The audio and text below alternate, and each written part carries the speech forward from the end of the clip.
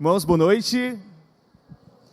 Graças a Deus por estarmos aqui reunidos e com esse privilégio que eu tenho de estar aqui com os irmãos.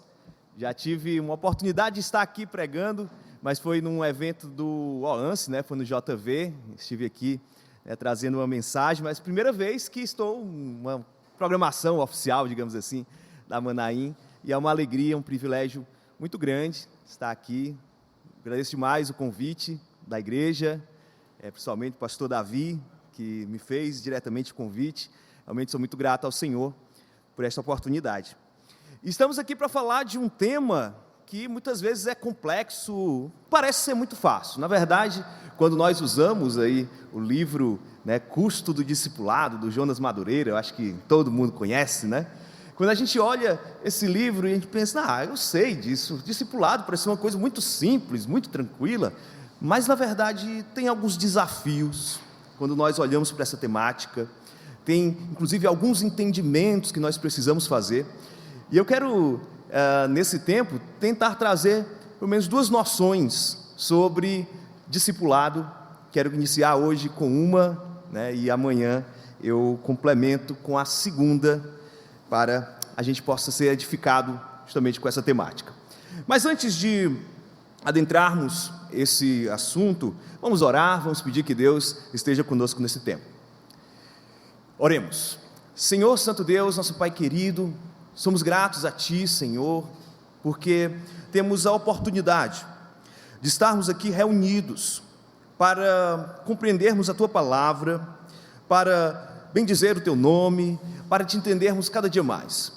Ó Senhor, nos faz agora entender mais a porção da Tua palavra que será apresentada nesta noite. Me usa, Senhor Deus, apesar de instrumento imperfeito nas Tuas mãos, mas me usa, Senhor, para edificar este povo, edificar estes jovens, edificar esta igreja com a Tua palavra, Senhor. Que Teu Espírito realmente venha nos guiar nesta noite. É o que nós te pedimos, em nome do Senhor Jesus Cristo.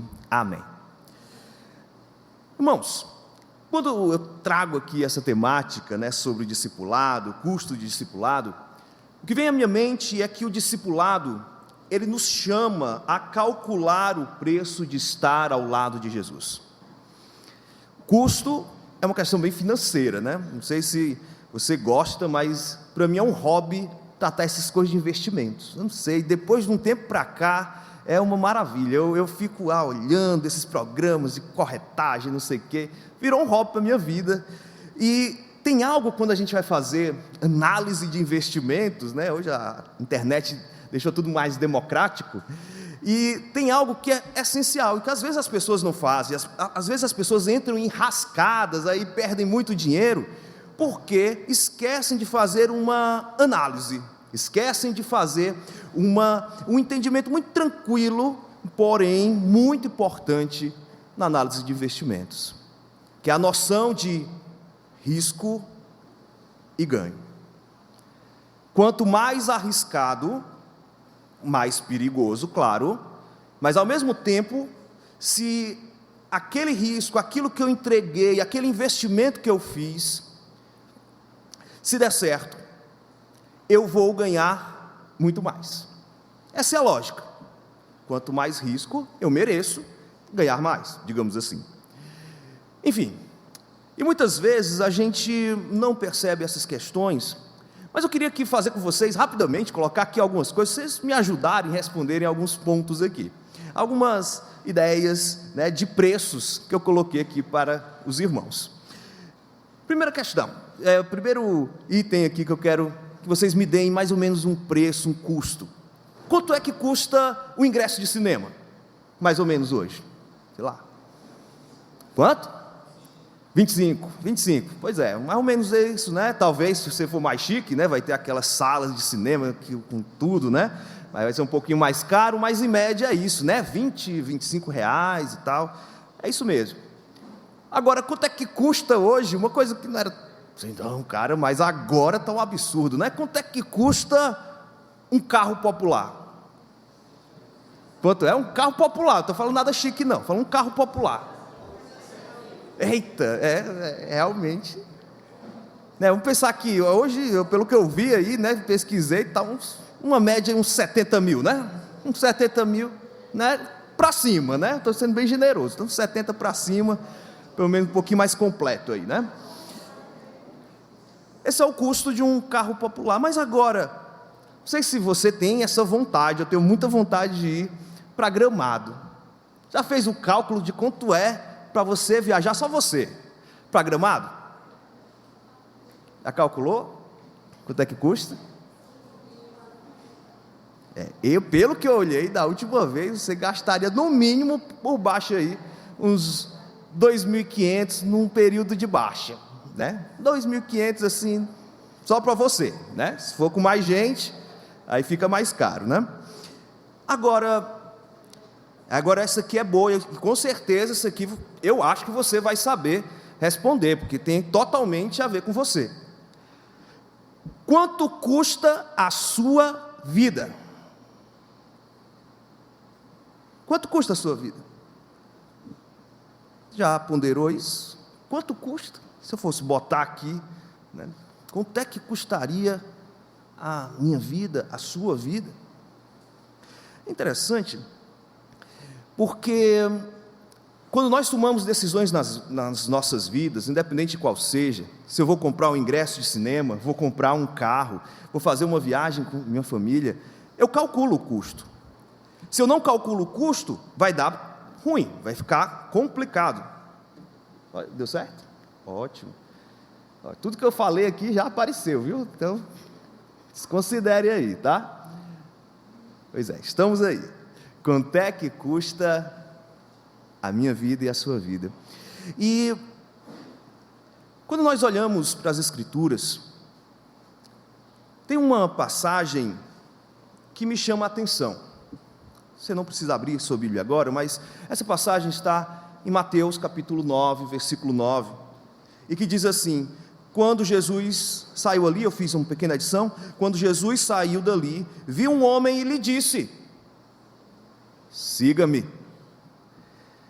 Foi falado isso para aquele homem: siga-me. Qual o custo disso? Quem falou isso foi Jesus, e ele diz: siga-me. E essa ideia de seguir, essa ideia de estar ali ao lado de Jesus, não é seguir numa esquina, não é seguir de uma cidade para outra, é você praticamente perder a sua vida. Porque Jesus estava chamando aquele homem para ser um discípulo dele.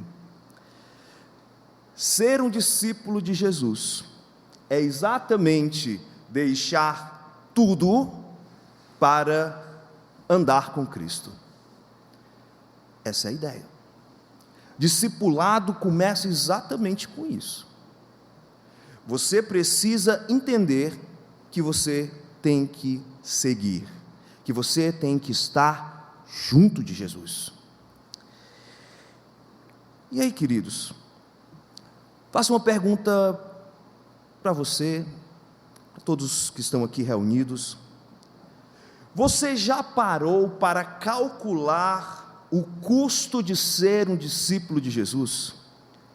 Porque eu imagino que aqui, o grupo que está aqui reunido, são pessoas que em algum momento disseram: eu quero seguir Jesus, eu gostei dessa ideia de ser um discípulo de Jesus.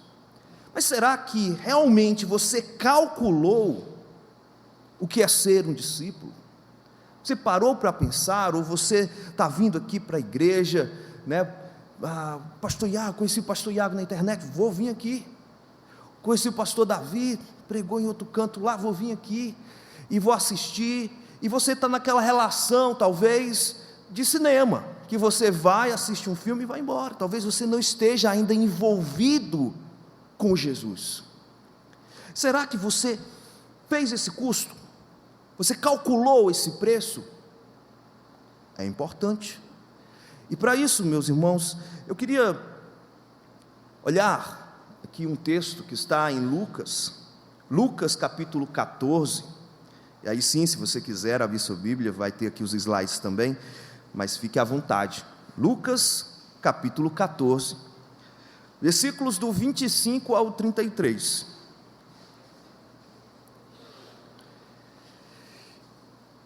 E eu quero trabalhar nesse texto aqui a seguinte ideia: um discipulado de alto custo, um discipulado que não é barato, que é coisa cara, um discipulado que realmente vai puxar muito de você. Antes de nós entrarmos nesse texto, eu vou explicar um pouquinho sobre o que está acontecendo aqui.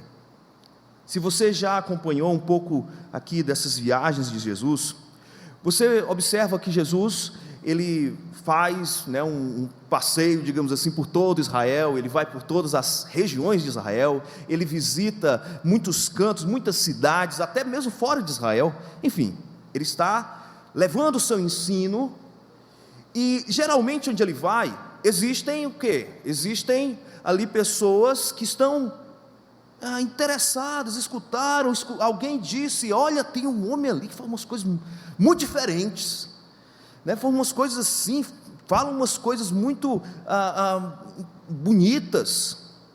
E aí, Jesus, ele arrastava multidões, e especificamente, quando nós olhamos aqui para Lucas 14, Lucas, nesse momento, ele está mostrando uma viagem de Jesus, encaminhando para a última semana de vida de Jesus, e é uma viagem que ele vai passar por muitas regiões ali, antes de entrar em Jerusalém, e no meio desse trajeto, chegou então muitas pessoas, querendo estar ali junto de Jesus, e o que vai acontecer, é que essas grandes multidões que estavam ali com Jesus, elas receberam um ensino, e nesse ensino de Jesus, Jesus vai mostrar que o seu foco, que o seu interesse, que a sua busca era chamar discípulos, não meros seguidores, não pessoas que estavam ali querendo ficar de longe, mas Jesus, ele tem o interesse pelos verdadeiros discípulos. Eu queria iniciar no versículo 25, vendo essa primeira parte aqui do versículo, onde diz assim: grandes multidões acompanhavam Jesus, e ele, voltando-se, lhes disse. Então, novamente, eu friso aqui para você, é algo muito interessante que tem naquele livro do Jonas Madureira, que ele menciona que multidões que acompanhavam Jesus eram massas que não tinham forma, uma espécie de uma zona cinzenta. O que são essas multidões? Você não consegue entender, elas são o quê? Como é que é o rosto dessa multidão? Você não consegue, é uma coisa esquisita que vem na sua cabeça. Multidão, ela é disforme. Multidão, ela não tem uma aparência clara. E essas multidões estavam ali acompanhando Jesus. Você diz: olha que coisa boa, elas estavam acompanhando Jesus. Mas acompanhar não é suficiente. Acompanhar não é se engajar. Acompanhar não é realmente pagar o preço. Vem então o versículo 26 e vai dizer o seguinte: se alguém vem a mim e não me ama mais que a meu pai, a sua mãe, a sua mulher, os seus filhos, os seus irmãos e suas irmãs. Que Jesus faz uma gradação do amor que essas pessoas deveriam ter. Ele está mostrando aqui que, ainda vou completar, claro, o versículo, mas ele mostra inicialmente aqui que sim, existem pessoas que amam mais o pai, mais a mãe, a ideia de você ter o amor familiar, e tem pessoas que acabam exagerando demais nisso, muitas vezes colocando a família em primeiro lugar, acima do próprio Deus. Claro que no ambiente humano você coloca a sua família acima de tudo, mas às vezes tem pessoas, até na relação com filhos, com os próprios pais, acabam exagerando no ponto de uma certa idolatria. Então, ele está mostrando exatamente essa realidade. Se não ama mais do que pai, mãe, enfim, e agora ele fala agora de um outro tipo de amor, de um outro tipo de relacionamento, o relacionamento tipo do casamento. Obrigado, meu irmão. E fala que não ama mais do que a sua mulher, e posso colocar o seu cônjuge aqui. Então a ideia de relacionamentos amorosos, tem pessoas que exageram nisso, tem pessoas que acabam idolatrando outras pessoas nos seus relacionamentos amorosos, e Jesus está também colocando essas pessoas aqui. E agora coloca os filhos, né, também dentro da ideia de família, pessoas que idolatram filhos. A gente sabe qual o problema que isso vai dar. Filhos idolatrados viram pessoas péssimas. E a grande dificuldade, eu tenho duas pequenininhas lá em casa, uma de 4 anos e outra de 2, e é uma dificuldade quando a gente pensa em disciplinar, quando a gente pensa em realmente repreender, e elas choram, aquela coisa toda, né? Então, quando vocês tiverem os seus aí, quem não tem, então vocês vão ver como é que é. E é difícil, mas temos que fazer isso justamente para que aquela criança seja forjada, né, para algo bom. Mas tem gente que não faz isso, tem gente que idolatra filhos e traz problemas. E agora fala de irmãos, irmãs, e eu posso colocar aqui também amigos, amizades, que acabam sendo idolatradas, né? A gente pensa aqui na ideia mais de fraternidade, né? Amizade entre irmãos e irmãs, enfim. E aí Jesus vai chegar na segunda parte do versículo 26, e aqui é onde vai ficar mais pesado, onde ele vai dizer o seguinte: e até a sua própria vida não pode ser o meu discípulo. E aí Jesus está dizendo: o preço que você tem que pagar para ser meu discípulo é entregar a sua própria vida. Você tem que poderar. É fácil quando você diz: eu vou pagar R$25 para ir para o cinema. Eu calculo aqui, acho que não vai ser tão caro assim, né? Eu calculo e pago. Mas quando algo é muito caro, mas muito, muito caro, você começa a pensar 2 vezes. E tem gente que vai protelar a vida todinha para não ser um discípulo de Jesus, porque não quer pagar o preço.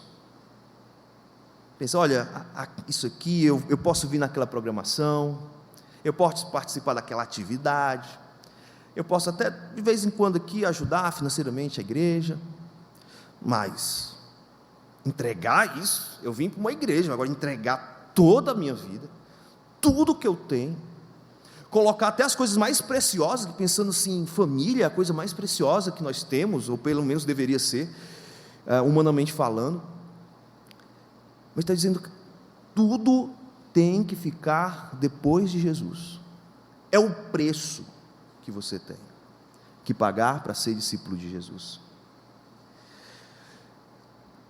Eu penso nisso porque estamos numa geração tão complicada, onde as pessoas acham que, porque dão uma oferta, ou podemos dizer dízimo também às vezes, e acham que estão contribuindo, elas estão no ponto de exigir, estão no ponto de colocar e vir para a igreja e achar que a igreja deve ser conforme elas pensam. E muitas dessas pessoas não fizeram um voto, não entregaram, não pagaram o preço simplesmente para seguir Jesus. Estão orbitando a igreja, mas não estão vivendo no núcleo da igreja. E aí Jesus, ele vai mais longe. Porque eu posso às vezes até pensar: tudo bem, vou dar minha vida, mas vai ser bom, né? Vai ser tão tranquilo, eu vou dar minha vida vai melhorar a minha saúde financeira, a minha saúde física, vai ficar tudo bom, tudo excelente. Mas aí Jesus vem o versículo 27 para tirar justamente essa sua ilusão, porque ele vai dizer o seguinte: e quem não tomar a sua cruz e vier após mim, não pode ser meu discípulo. Você, além de dar toda a sua vida para Jesus, tudo aquilo que é mais precioso, você ainda vai ter um outro pagamento aqui. Você vai ter que tomar a sua cruz. E aqui é um ponto interessante, Porque quando ele diz tomar a sua cruz, quando você pensa na cruz, você pensa, querendo ou não, em sofrimento. Então quando você pensa, vou tomar a cruz, além de pagar tudo isso, ainda tenho que tomar isso que é sofrimento? Se fosse uma coisa boa, tranquila, mas não, tem que ainda ter sofrimento. Pois é, isso é um custo muito alto. Por isso que C.S. Lewis vai indicar, se você está procurando uma religião, uma fé, não venha ser cristão, não. É muito caro ser cristão. Você tem que dar tudo e se sacrificar além de tudo isso.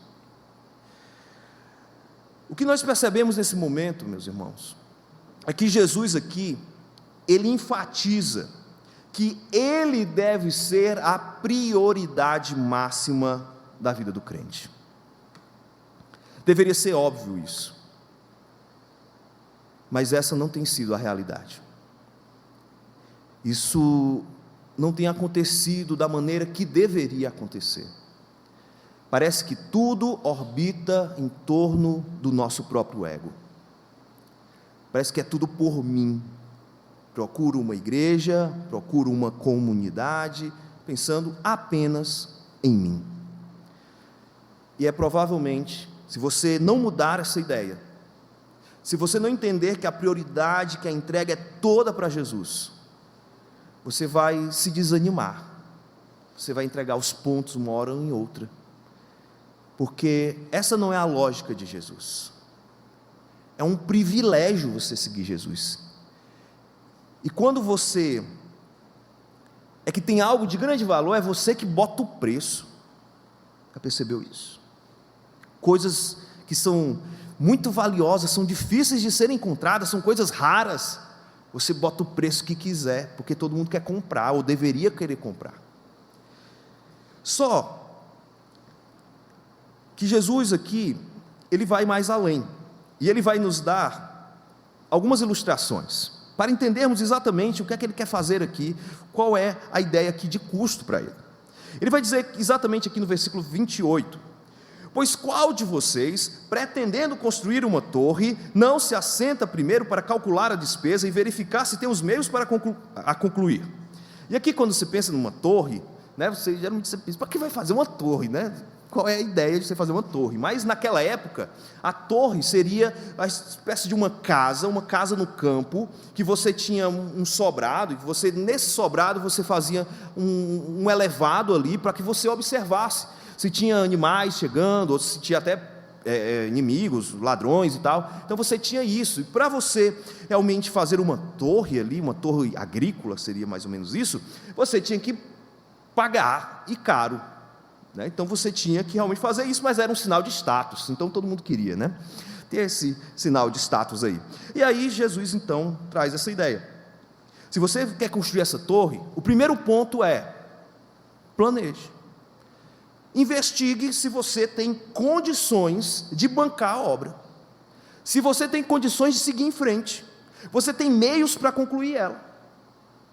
Porque senão, versículo 29 vai dizer o seguinte: para não acontecer que, tendo lançado os alicerces e não podendo terminar a construção, todos os que a virem zombem dele. Que é interessante, porque às vezes acontece isso, até conosco mesmo, se a gente não planejar bem, pode ir no meio do caminho, você estava querendo construir, sei lá, uma casinha ou alguma coisa, e você não planejou bem, não calculou o risco, chegou no meio do caminho, lançou o alicerce, começou, mas aí acabou o dinheiro, não tem mais. Você não fez uma reserva de emergência, né? Volta na questão de investimento, uma reserva de emergência, não tem. E aí, eu só lembro, alguém aqui lembra do aquário de Fortaleza? É engraçado, porque parece muito com isso aqui, né? Porque a foto é linda, não é uma coisa assim fantástica, né? Eu digo, vai ser maravilhoso, né? Visitar esse aquário aí, mas quando você olha, né? Você vai ali pela área ali da beira-mar, né? Não tem nada, só o alicerce, é exatamente aqui, né? Então você realmente vê a situação de tragédia mesmo, aquilo ali, né? Só que isso aqui é pior, né? Pelo menos o versículo é o dinheiro do cara, né? Eles zombou dele, mas aqui é dinheiro público, né? Mas enfim, a ideia que nós temos aqui é que temos que saber calcular o risco. E Jesus está falando para essas multidões, é o seguinte: olha, vocês realmente pararam para entender o que é discipulado? O que é seguir alguém? Seguir alguém é entregar tudo, principalmente Jesus. Jesus, ele tinha um ministério itinerante, não tinha nenhuma casa, não tinha pontos ali muito claros de onde ele queria ficar. Ele simplesmente ia de cidade em cidade pregando a mensagem do reino. Muitas vezes os discípulos chegavam e eles nem sabiam onde é que eles estavam direito, onde é que eles iam comprar algum alimento. Era uma coisa bem difícil. E naquela época, então, para seguir Jesus, você tinha que largar muita coisa. E parece que aquelas pessoas que estavam seguindo Jesus, estavam talvez até falando: Senhor, você fala coisas lindas, que coisa maravilhosa, eu quero te seguir, quero ser o teu discípulo, porque isso era uma moda naquele tempo. Geralmente você seguia algum fariseu, você seguia alguém da sinagoga, tinha isso, tinha essa ideia naquele tempo. E aqui, algumas pessoas diziam que queriam seguir Jesus, mas elas não estavam entendendo o custo disso, nem estavam entendendo o que é que estava em jogo. Então, que o versículo 29, mostra exatamente que se você entra em uma igreja, uma comunidade de fé, sem saber o que você está fazendo, em algum momento vai dar errado, vai aparecer uma coisa que você não queria, você achava que seria muito mais tranquilo, muito mais fácil, mas vem as dificuldades, vem as crises, e você diz: sendo assim não dá para ir mais, e você para no meio do caminho. Tanta gente tem feito isso, parado no meio da jornada, desistido. E Jesus quer reforçar tanto isso, que no versículo 30 ele ainda aumenta a zombaria, ele ainda diz assim, dizendo: este homem começou a construir e não pôde acabar. De novo, ele vai trazer uma outra ideia no versículo 31, mas para falar basicamente a mesma coisa. E ele diz agora: qual é o rei que, indo para combater outro rei, não se assenta primeiro para calcular? Não sei se vocês perceberam, no outro tinha a ideia de calcular, você calcula, você planeja, você investiga, enfim, aqui de novo, da mesma forma. Ou qual é o rei que, indo para combater outro rei, não se assenta, ou seja, vai ali planilhar, vai ver se vai dar certo, vai fazer um cálculo. E aí, versículo 31, o restante: se com 10.000 homens poderá enfrentar o que vem contra ele com 20.000. E aqui é até mais complexo, porque aqui envolve exércitos, envolve outras vidas. O outro é só a questão da zombaria, mas aqui envolve realmente outras pessoas. Então, é algo muito grave, envolve um risco muito grande. Pelo menos aqui, 10.000 pessoas poderiam morrer, pelo menos 10.000 vidas seriam tiradas, e 10.000 famílias ficariam ali sem seus entes queridos. E aí vem o versículo 32, que diz assim: caso contrário, estando o outro ainda longe, envia-lhe uma embaixada pedindo condições de paz. Ele diz: faça o cálculo, pense muito antes de você tomar uma decisão, de você dizer: eu quero realmente ser um discípulo, eu quero realmente seguir. Porque Jesus diz que não é simplesmente você ficar na multidão, você ficar seguindo de longe, mas é a ideia de você se engajar, ter uma vida de entrega a Jesus, ao ponto de você dar tudo que você tem, a sua própria vida, e se sacrificar por Jesus. Ser discípulo não deve ser um ato emocional, mas uma renúncia deliberada a Jesus, planejada, calculada. Não deve ser um ato, eu vou começar porque isso aqui é muito legal, é muito bom, está todo mundo aqui muito bonitinho, muito legal. Mas vem a dificuldade, vem as situações, as crises, e vem depois o desânimo. E você tem que parar no meio do caminho. Versículo 33. Assim, pois, qualquer um de vocês que não renuncia a tudo que tem, não pode ser o meu discípulo. Você está disposto, está disposta a renunciar tudo o que você tem, para entrar nessa jornada de discipulado, para entrar nessa busca sincera e autêntica por Jesus?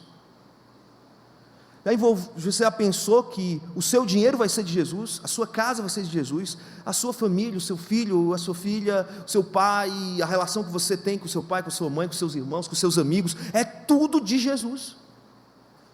Você não tem mais a sua vida, você tem agora a sua vida é de Jesus. A sua individualidade é entregue no altar de Cristo. Então, se você não calculou ainda, eu te chamo a calcular. Eu te chamo a fazer justamente esse planejamento para você.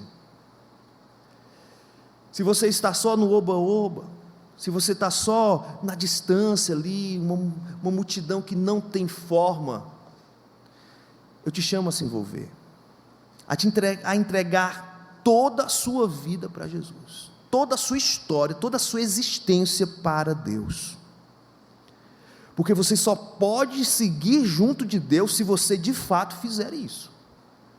É o preço de Jesus, não sou eu que estou dizendo, parece pesado demais, mas é Jesus que está dizendo. Está dizendo, você não está preparado para ser discípulo. Não adianta chegar aqui e dizer, eu quero ser discípulo, eu sou discípulo de Jesus, sou crente da igreja Manaim. Opa, mas você está pagando o preço? Você realmente está disposta a dar vida por Jesus? Jesus, ele enfatiza que um discípulo deve ter um compromisso de entrega total para Ele. Queridos, na minha jornada, tentando entender a Bíblia, tentando entender a vida cristã, eu lembro que antes de entregar a minha vida oficialmente ao Senhor, e haver todo esse processo, que nós chamamos de conversão, eu lembro que era muito interessante que uma mulher, ela me evangelizou, e essa senhora, ela me deu uma Bíblia. Eu tenho essa Bíblia guardada comigo até hoje. Me entregou essa Bíblia, bem bonitinha, tinha até um cantor cristão nela, era bem legal. E eu, por consideração a ela tinha uma vida muito diferente de várias pessoas que eu tinha conhecido, principalmente eu tinha uma família muito bagunçada, ela também tinha uma família muito bagunçada, essa senhora, enfim, mas ela lidava com a vida de uma maneira muito leve, e isso me chamou a atenção, porque na minha casa, eu mesmo, era tudo muito, muito, muito difícil, muito confuso, e a vida dela parecia ser muito leve, apesar de ela ter problemas até piores do que os meus. Lembro que essa senhora, ela tinha, além de ter uma filha lá, o marido abandonou, a irmã dela morreu, e ela teve que adotar, duas crianças da irmã dela, enfim, era a situação lá, bem difícil, e imagina, todas essas complicações, ela lidando com tudo isso, mas ela tinha um semblante diferente, ela tinha uma maneira diferente de enxergar a vida, e um dia ela disse, olha, tudo isso aqui, a minha vida, ela é toda do Senhor, e tudo que eu tenho, eu aprendi, enfim, como eu lido com a vida, eu aprendi nesse livro, e ela me deu, então, por conta dela, eu já tinha tentado antes, mas eu achei muito esquisita a Bíblia, deixei de lado, Mas por causa dela, eu disse, eu vou dar um voto de confiança e vou ler. E aí comecei com Gênesis e a minha cabeça evolucionista e tal, e eu, está muito difícil, mas fui tentando, fui estudando, cheguei ali na vida de Jesus, e com o passar do tempo, tudo aquilo estava fazendo sentido, a Bíblia fazia muito sentido. E aí eu participava de alguns programas empresariais, assim, negócio de Sebrae, essas coisas, e eu lembro que chegavam os palestrantes lá e tudo, e muita coisa que eles falavam, eu digo, olha isso aqui, esse conceito aqui eu já vi na Bíblia. Eu achei tudo aquilo muito interessante, fantástico, ao ponto de quando alguém ia criticar a Bíblia, eu dizia, opa, não é assim não critique não era crente, mas eu via que a Bíblia estava séria, e eu tentava defender a Bíblia ali. Só que a grande diferença é que eu sabia, eu tinha lá no íntimo do meu coração, quando eu olhava as palavras de Jesus, eu olhava para um texto como esse, eu disse, olha, no dia que eu tomar alguma decisão, né, se de fato, pensando ali com a cabeça ainda de descrente, se eu tomar uma decisão, se que é para toda a minha vida, e eu vou perder a minha vida, e, meus queridos, eu protelei, e eu fiquei empurrando, mas eu empurrei, o máximo que eu consegui, até que chegou um dia, que não dava mais. Eu lembro que eu fazia IFCE, eu trabalhava no IFCE, né, na época, e eu lembro que um dia, muito angustiado, com muitas situações, e eu sabia que tudo aquilo que eu estava vivendo, era porque eu ainda não tinha decidido por Jesus, e eu fiquei pensando naquilo ao ponto que não dá mais.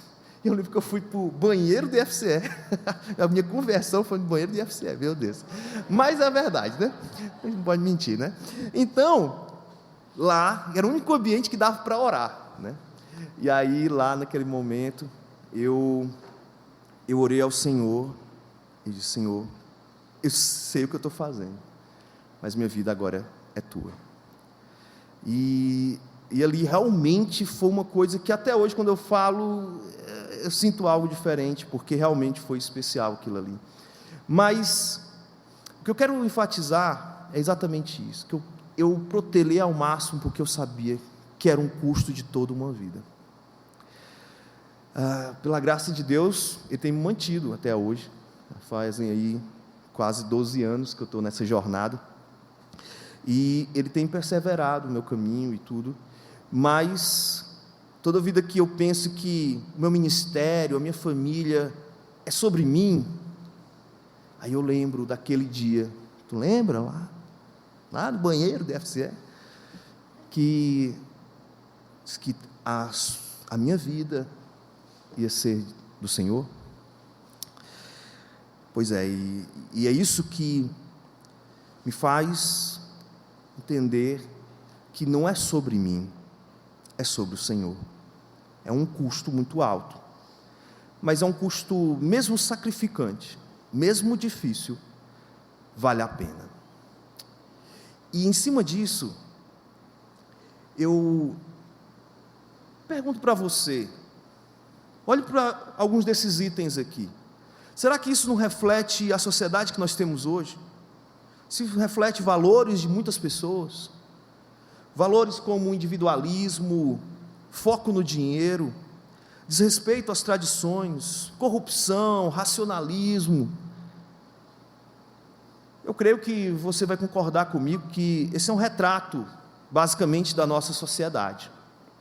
É um retrato, né, que, infelizmente, muitos têm sofrido, a nossa sociedade tem vivido tudo isso, um individualismo exacerbado, né, questão muito focada no dinheiro, as pessoas muito gananciosas, as pessoas não respeitam mais aquilo que é bom, as tradições boas, as pessoas são corruptas, não tem o mínimo problema em fazer uma coisa errada, são extremamente racionalistas, só pensam nesse mundo. Mas, quando eu pego isso tudo aqui, e eu penso, será que dá para fazer e forjar discípulos diante de uma sociedade como essa? Aí eu lembro daquele versículo lá do início que eu pedi, né, e a gente colocou aqui, e você deve lembrar aquele que diz: siga-me, Mateus 9:9. Você lembra que eu disse que eu editei aquilo ali, né?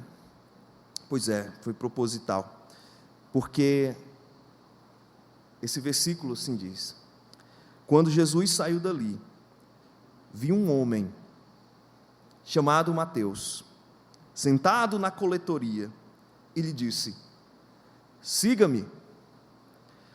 E ele se levantou e o seguiu. E eu fico pensando, como assim? Um negócio doido, né? O cara está ali, Jesus só disse: siga-me, e ele levantou e foi. Mas parece mais estranho ainda, porque olha os valores da vida de Mateus. Mateus era um individualista. Mateus estava no mundo judaico. Mateus certamente sabia que o fato de ele ser um coletor de impostos, de ele coletar impostos ali para Roma, era algo egoísta. Ele era um judeu, mas ele estava trabalhando para Roma, mas ele estava se lixando para as pessoas, ele estava querendo saber a opinião das pessoas, dos outros, ele estava pensando nele. Ele estava fazendo isso porque o foco dele era dinheiro, e era rico. Você acha que Mateus não era rico?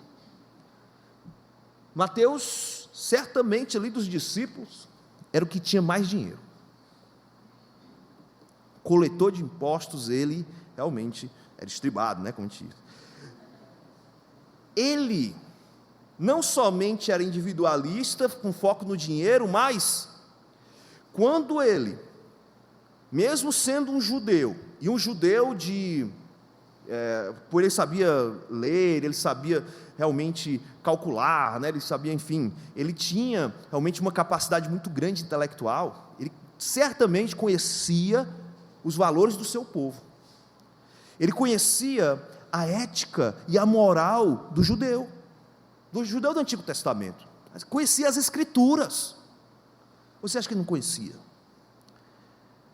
Ele conhecia tudo isso, mas ele simplesmente, por focar tanto nele, decidiu deixar de lado as suas próprias tradições, deixar de lado os seus valores e seus princípios, né, para seguir o seu próprio caminho, da forma como ele queria.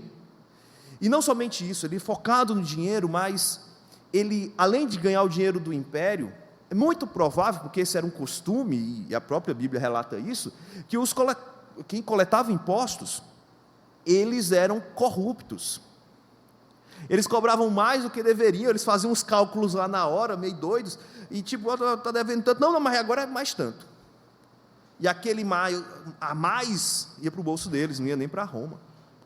Corrupção.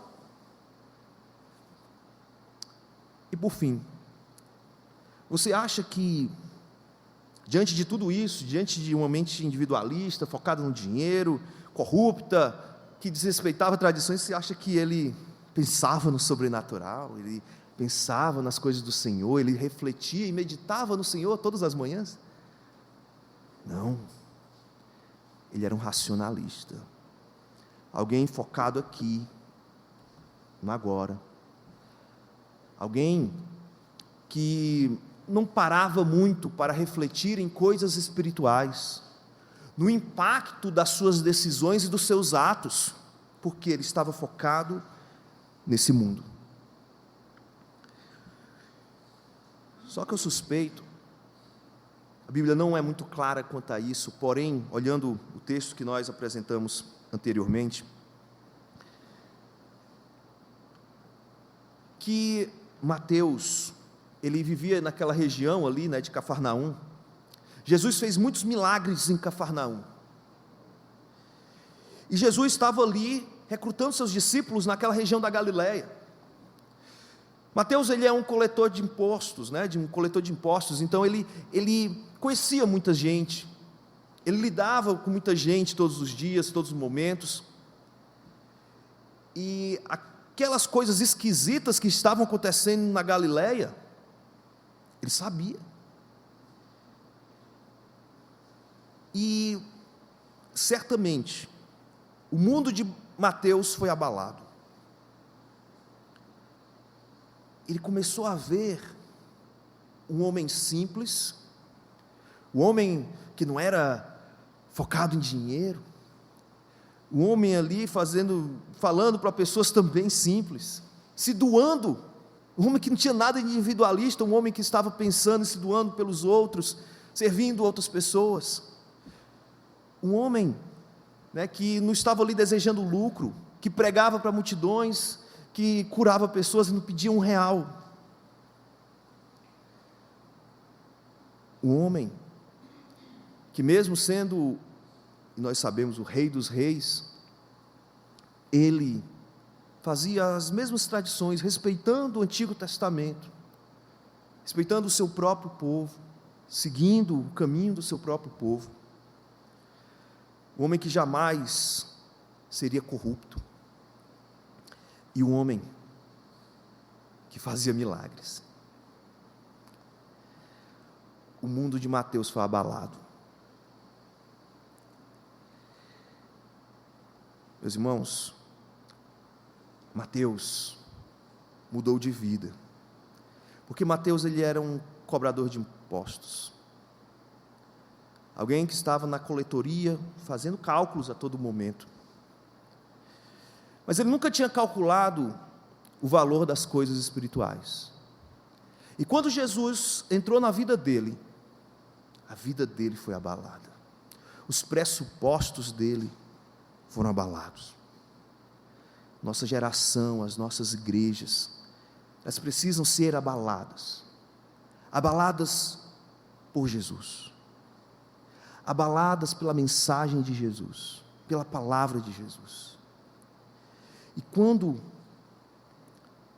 Mateus se deparou com toda aquela situação, com aquele homem que estava quebrando tudo que ele acreditava, né, os seus valores deturpados ali, Mateus, ele calculou e percebeu que valia a pena dar a sua vida a Jesus em troca da vida eterna. Ele calculou, foi o custo, foi um custo muito alto. Você percebeu que o que é que aconteceu? Ele simplesmente deixou a coletoria para seguir aquele homem, para seguir Jesus. Deixou a sua riqueza, deixou ali os seus amigos nobres e ricos, deixou aquela vida de corrupção, que ele podia ganhar muito mais, deixou o individualismo para viver ali no meio de discípulos, no meio daquela comunidade que está sendo formada ali, que ele não conhecia provavelmente ninguém, mas ele calculou tudo isso, porque ele percebeu que mesmo entregando tudo isso para Jesus, ele ia ganhar muito mais. Meus irmãos, quando as nossas vidas, nós entregamos elas para Jesus, certamente, esse discipulado de alto custo, vai fazer uma grande diferença nas nossas existências, vai fazer sentido. Nós vamos focar não nesse mundo, mas na vida eterna. Isso nos desafia. E fica alguns desafios aqui para nós. Desafios para as nossas vidas, para mudarmos a nossa própria história também. Assim como aconteceu com aquele homem lá em Cafarnaum. O primeiro desafio aqui que fica para todos nós: investigue seu coração, se de fato você é um discípulo ou um mero seguidor. Investigue, calcule, faça essa investigação na sua mente, procure ver se você de fato está só aqui no meio da multidão, está aqui por outros motivos, ou você está aqui realmente para entregar a sua vida para Jesus. Faça isso. Não deixe para depois, algum momento lá na frente. Faça isso hoje mesmo. não deixe para depois saber se você realmente tem caminhado como discípulo. E nessa semana, vou deixar um outro desafio aqui para vocês. Nessa semana, experimente entregar a sua agenda aos pés do Senhor Jesus Cristo. Sua agenda é tudo, é sua família, é seu trabalho, é sua faculdade, é tudo aos pés do Senhor Jesus Cristo. O Senhor Jesus diz que tudo é para Ele, e talvez você esteja reservando algumas coisas ainda para você.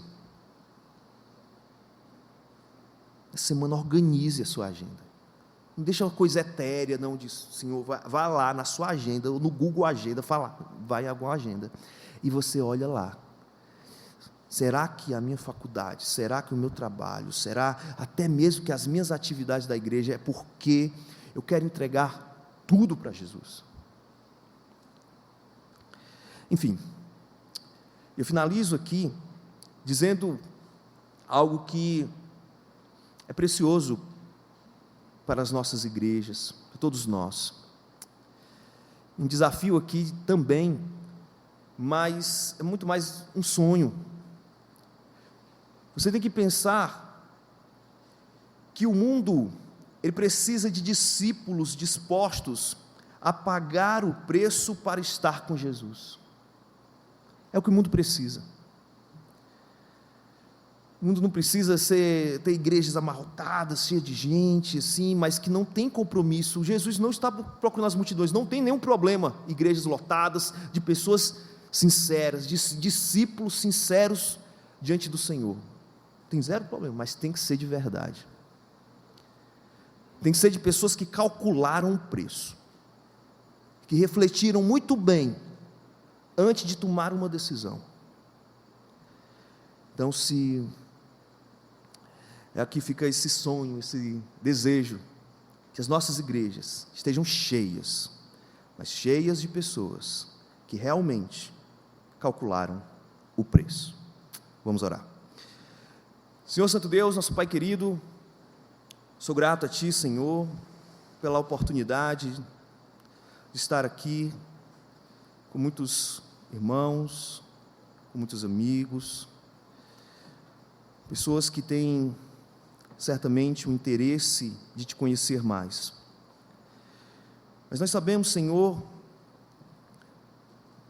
que Tu desejas ainda mais, que na verdade tudo deve estar aos Teus pés, Senhor. Então nos ajuda a entregar as nossas agendas, a entregar as nossas vidas, entregar a nossa história para Ti, Senhor. É difícil, é um preço muito alto, porém, se nós não calcularmos esse investimento, certamente vamos levar uma vida confusa, sem engajamento contigo, Senhor. Mas nosso objetivo, Senhor, através dessa mensagem, é que o Teu Espírito nos guie, nos quebrante, para que a nossa história seja totalmente Tua. Ó Pai, é isso que nós Te pedimos, em nome do Senhor Jesus Cristo.